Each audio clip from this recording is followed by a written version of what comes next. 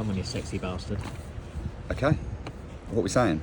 So, Nick, tell me more about you. No, be- What do you want to know? well, who is Nick? I'm a business coach. Who am I? Good question. In terms of, As a person. first thing that comes to mind is somebody who's, well, what am I passionate about? Personally, I'm passionate about health, well-being, longevity. That's what lights my candle.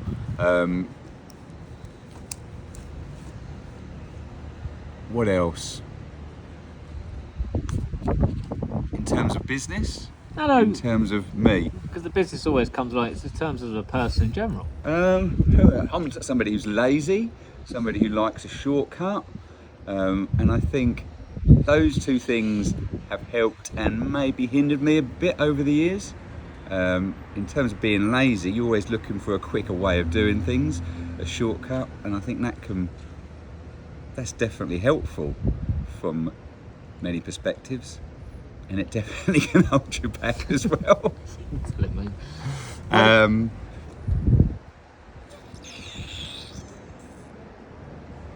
What am I trying to say here? I think also you perhaps go for, because you're looking for a shortcut, you perhaps go for the areas of least resistance. And so I think in terms of like health and well-being and self-development, I think I've exceeded where a lot of people perhaps haven't.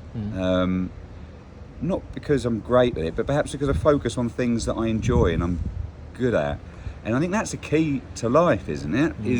And like I tried to say to my daughter, my 18-year-old daughter, if you can find something that you really enjoy, that you're passionate about, you're going to be much better than somebody else, because it's not a chore to you.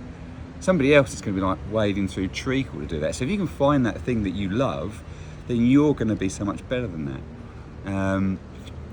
And I suppose that's the key, isn't it, in business, is to find that thing that you really, it's not work to you. You're in that flow, and so you just, you could work for hours and it just seemed like 5 minutes. Good answer. Very good. Has this always been? Have you always had this, or was there a light bulb moment that popped up? No, I don't think. No, this is sort of perhaps things that I've been reflecting on recently, I think. And have I used it to my great, have I used it to the best ability? Maybe not. I mean, I'm thinking about when you. What am I thinking about? I mean, I'm thinking about personally, things like building habits, being healthy, being fit and healthy. Because I'm lazy and I only do things that I enjoy, I'll just do little improvements, do things that I can do, things that I can excel at. What do you enjoy the most? Well, I thought a long time ago that, years ago, that I wanted to live till I'm 100. Now I think I revised that. I think maybe it's 150 now with the way, AI and things are moving along. But definitely, and I think, so if we look at that from a business perspective, what is that? I'm thinking my vision is to live till I'm 100. Greater than that maybe, but let's say that's my vision. When I've got a long-term vision like that, then it impacts everything day to day. It impacts what I eat. It impacts when I go to bed. It impacts how much sleep I get, and exercise, and learning and diet, and it impacts everything. But not great big changes, because what I've noticed over the years is that when you make massive changes, and it's not to say that that's not right for everybody, but the most sustainable things for me in my life have been little improvements, little things. So as a kid, I never used to eat anything at all. I'd eat baked beans and Finder's crispy pancakes. That was basically, or fish fingers. That's all I ate. I remember eating that for a Christmas dinner one time when somebody else had cooked a full roast dinner, and I just wanted fish fingers and beans. And so I wouldn't eat anything.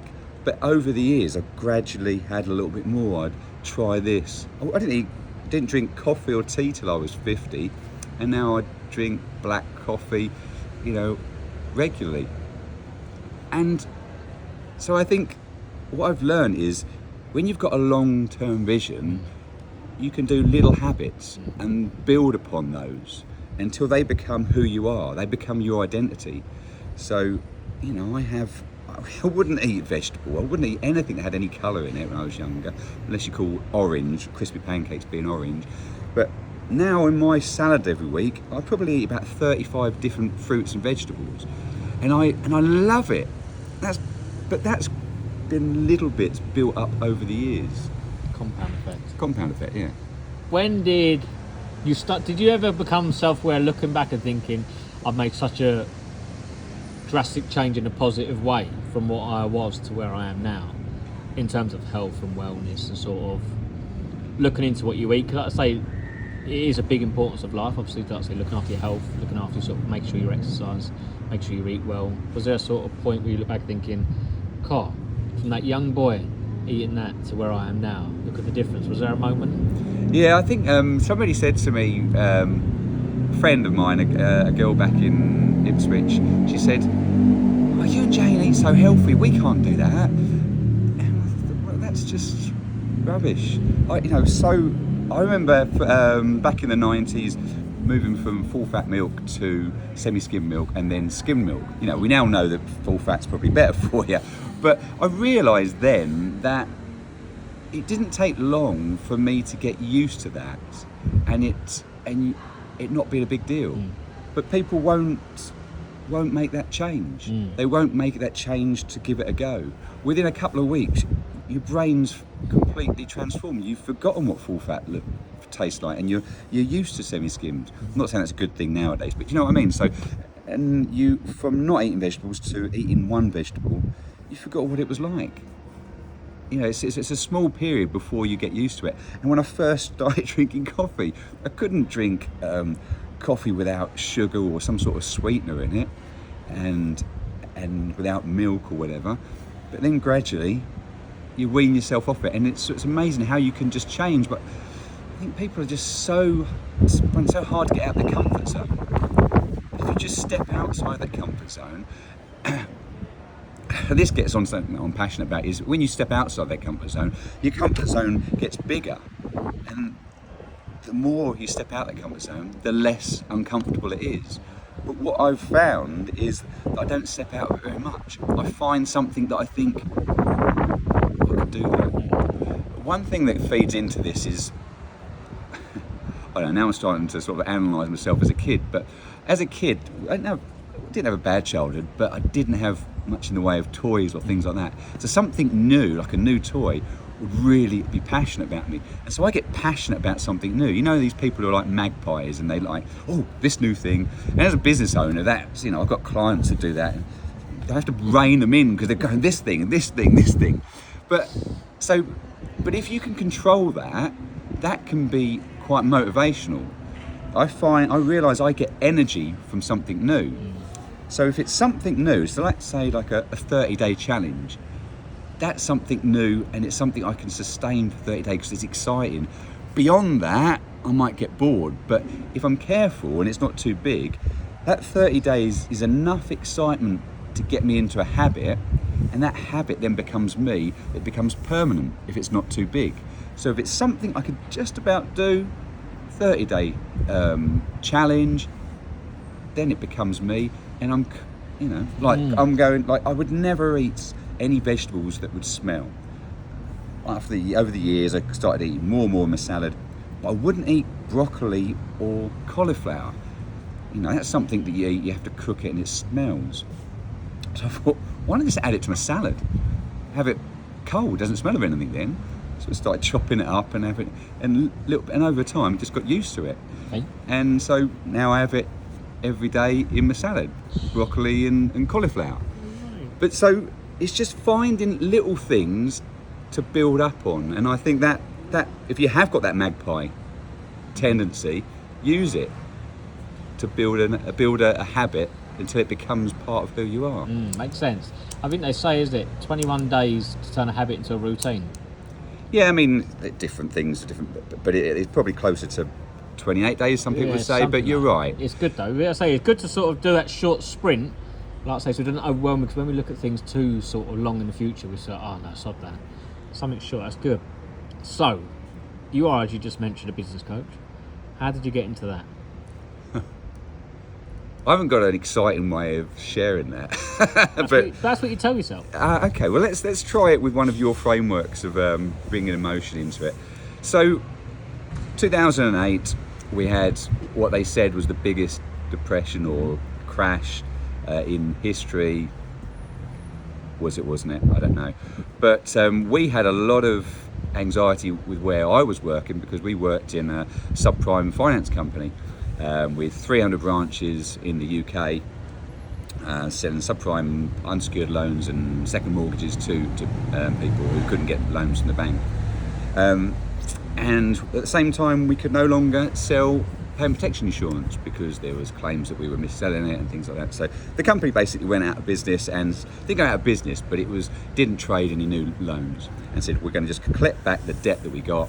In fact, it did go out of business. It was bought by, it wasn't bought. It went into insolvency, so we had to collect back the debt. So they closed half the branches, and then every month another percentage of the branches would close. The best performing branches would stay open. So over the next 7 years, we had no prospects for moving up the career, because we knew we were going to go. We didn't want to lose because we knew we were going to get made redundant, so we knew we'd get a payout. But we basically were stale. We're getting paid bonus for collecting back the debt, but you were almost getting penalised for being the best. And so after 7 years, after 300 branches closed, it was down to about 9, and I was one of the last 9, and finally got made redundant. And I was just looking for some sort of challenge. I wanted to start my own business, didn't know what to do, and I got contacted by a global franchise called Action Coach, which is the world's #1 business coaching firm. About 90 different countries, and I thought, well, this is good. As part of a franchise, you've got more of a chance of succeeding than starting on your own. And what better franchise to start with than a company that helps businesses succeed? So, and I think the main thing that ticked the box for me, apart from the opportunity for success, was the opportunity to learn and grow yourself. Towards the end of working for the finance company, they did invest some money in us to take exams. I did a CMAP, which is how to sell mortgages and financial products, and I quite enjoyed that. And the idea of learning and growing was good. And this is a never-ending learning as being a business coach. It's just you're on an ongoing journey to learn, and that's what I love. What have you sort of, especially in the business landscape, from that point you started doing it, what have you noticed the difference in change in terms of business behaviours? Most recently, it's going to be AI, because that's just on the lips of everybody at the moment. Maybe I'm thinking about it a lot because I watch a lot of podcasts, and you can very easily get caught in that. But also, it's a great opportunity right now for businesses to improve the productivity of their team and get more from the team and get people to work on what they enjoy more. So from a business perspective, one tool that we use to help get the most out of their time, starting with the business owner, is a skill fund matrix. So looking at how they analyse all the tasks they do, and look at those tasks and rating them. Low, medium, high skill level needed, low, medium, high enjoyment level. And those things that are low skill, or tasks that you could perhaps write a process around and give to somebody who's got great attitude but no skill, give it to them, that would be a low skill. And low enjoyment, those are the things you farm out to an apprentice, somebody new, a VA, outsource it. If you could do that for the business owner, it frees up their time to focus on the money-making tasks. But also, is if you did that for every member of the team and look at how AI could help them with those low skill, low enjoyment things, then not only do they become more productive because they can focus on the money-making tasks, but also they can focus on the things that they enjoy. Those money-making tasks are probably the things that they enjoy more, and all of a sudden their motivation's ramped up. That's a good question. Should they enjoy all part of the business? Because like I say, not all business, it's not always going to be enjoyable, is it? Yeah, absolutely. And listen, it's, we have to or just let people know that it's not going to be all, roses and flowers, but certainly if we can get rid of 80% of the low skill stuff that perhaps you don't enjoy, there's always going to be some things that people don't enjoy, and if you start working all the stuff you do enjoy, you'll probably start to dislike that, won't you? but if we can frame it that way, where we can get you more focused on what you're good at and what you enjoy and what's money making. That first business you started coaching, what was that like, and what industry was it in?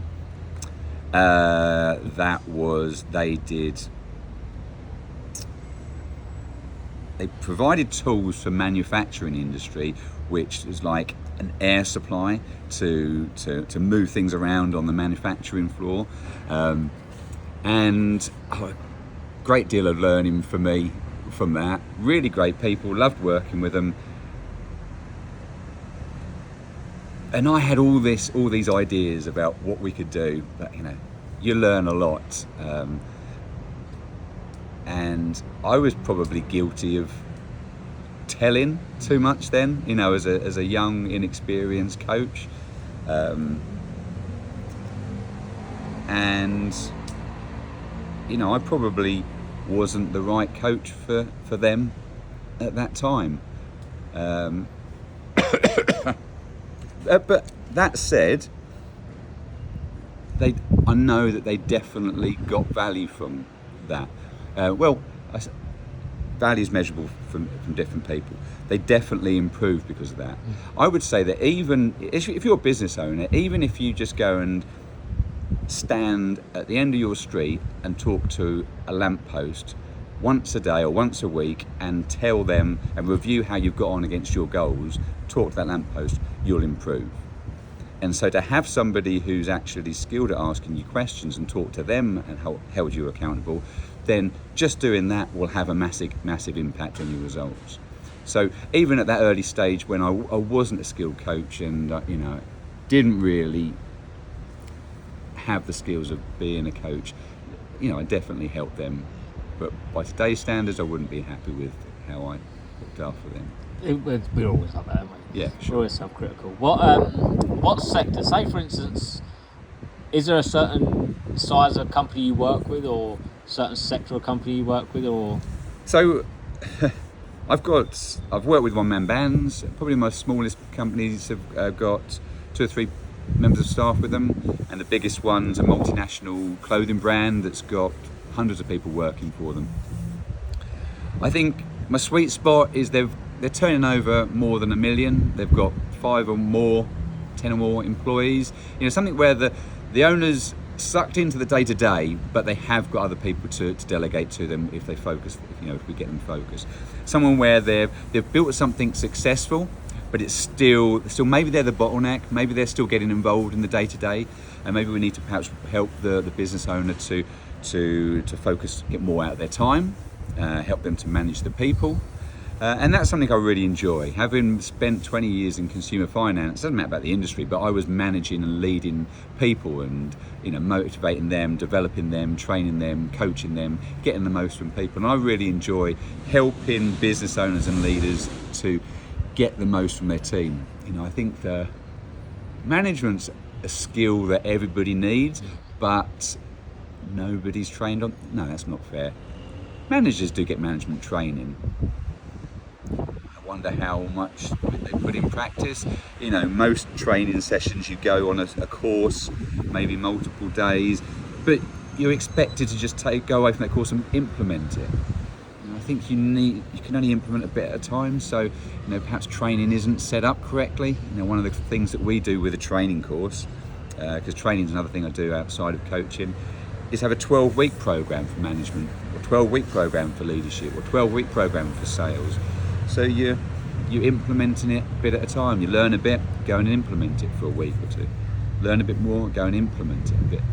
Because otherwise, the day-to-day just gets in the way. You just can't go and learn it all and implement it, and then you go away and it's lost. So, but going back to what I was saying about management, I love that. Getting most from people, it's the biggest leverage we've got, I think, to get the business working without you. And most teams, only a small percentage of them are really motivated. Most just sort of don't care one way or the other. They don't care, but they're not sort of moving it forward or moving it backwards. But then you've got some who are demotivated. But when you turn that around and really get the whole team moving forward, that's when you get results, and that's what I enjoy helping people do.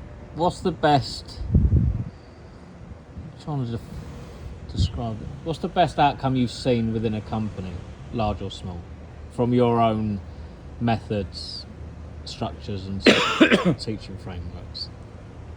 Well, just this morning, an electrical contractor who does solar installs, his profits, we just reviewed his profits for 2025 from 2024, and his profits had increased by 65%. His net profits have increased. I'm trying to think of the numbers is and that's just one from this morning. More the feeling, because like I say, it's hard to measure and quantify a sort of success. It's different for different people. So that company that global company, that clothing brand, speaking to one of the leadership team, a few weeks ago, she heads up the finance department. She came in and she's a really competent person who had worked for another company, and she knows what she should be doing. This is you probably know this with coaching people. They're competent people. They know the answers. They're good business people, but they're not necessarily doing what they need to be doing. And something was holding her back. And so in a previous job, she knew what she should be doing. And we'd had a bunch of sessions while she was working with this company.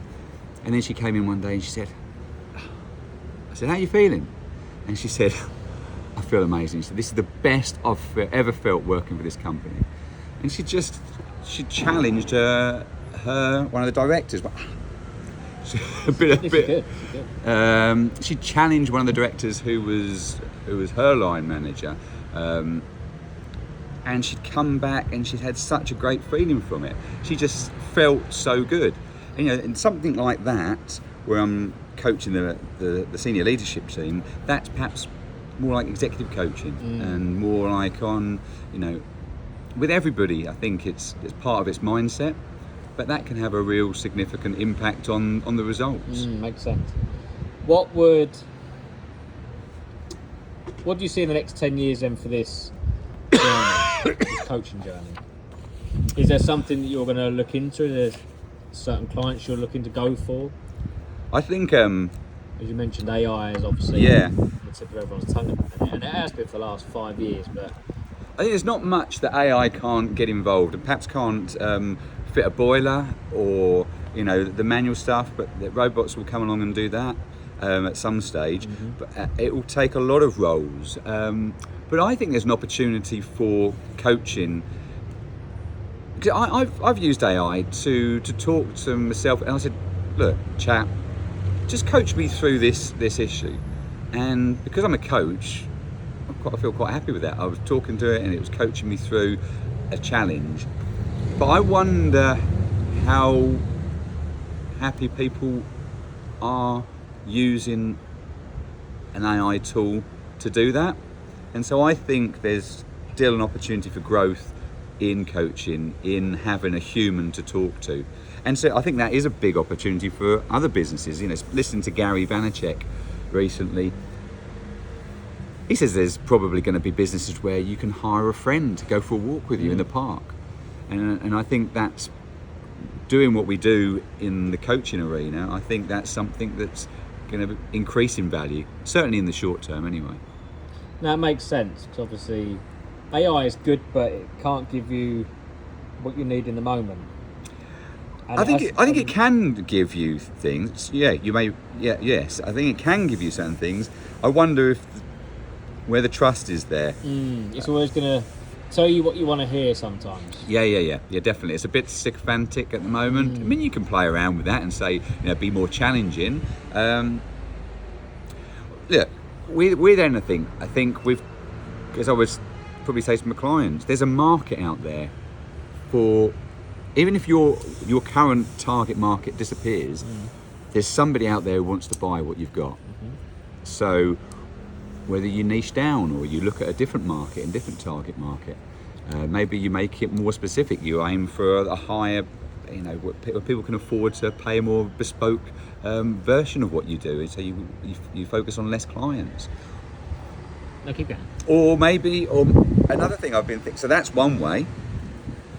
Or look at building communities. That's something that I'm interested in as well, is building communities maybe on a bigger scale where you can help people with, smaller, dipping into it at a smaller level. Communities where you encourage people to help each other, facilitate that learning. I think that's quite an interesting way, avenue to go down. And if I was looking to start a business, why would I get Nick? You probably wouldn't if you want to start a business. But scale a business, grow a business. Yeah, just to scale a business. Scale a business. I think you're at a scalable stage, aren't you? Yeah. So if I was looking, say for instance, I was hitting 250 grand a year, and it was 5 consecutive years. I'm looking to scale a business, looking to build a team, put better systems in. Where and why would I get you in? I think as a business coach, look, it's I'm not necessarily the right person for everybody, and I think it's coaching is quite a personal thing, and so it may or may not be me, but it definitely is a coach. And for anybody listening to this and they want to do that, then they do need to speak to a few people and find out who's the right person for them. From my perspective, I think that a business coach is somebody. If you think about different types of coaches, there's a life coach, and what do? They help you with your mindset, overcome challenges, be the best you. You've perhaps got a business consultant, somebody who knows all of the strategies, who can help you in different areas, whether it's time management, financials, delivery of your product, sales and marketing, developing the team. The consultant that knows all the strategies. And then you've got a personal trainer, somebody who's that accountability, gets you to do what you know you should be doing but you're not doing. And those three things are what a business coach is. It's a combination of all three of those things. And I'm not the right person for a lot of people, but I would definitely recommend somebody listening to this to have conversations with business coaches to see if they can find what one's the right one for them. And what's your last message to all businesses out there?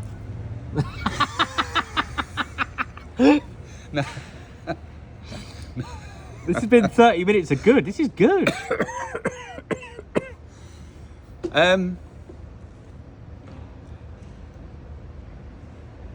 My last message would be about I suppose it's linked to Action Coach's vision. Action Coach's vision is that every business in the world will have their own coach. And it's off the back of the line world abundance through business re-education. But it basically means that we want every business in the world to have a coach, whether it's an action coach or not, it doesn't matter, but every business to have a coach. If you like sport, then try and think of a professional sportsman or woman or team that doesn't have a coach. And that coach is not somebody that's better than them. You don't have to be, think of world beaters in tennis and cricket or football. Their coach is not better than them at that sport.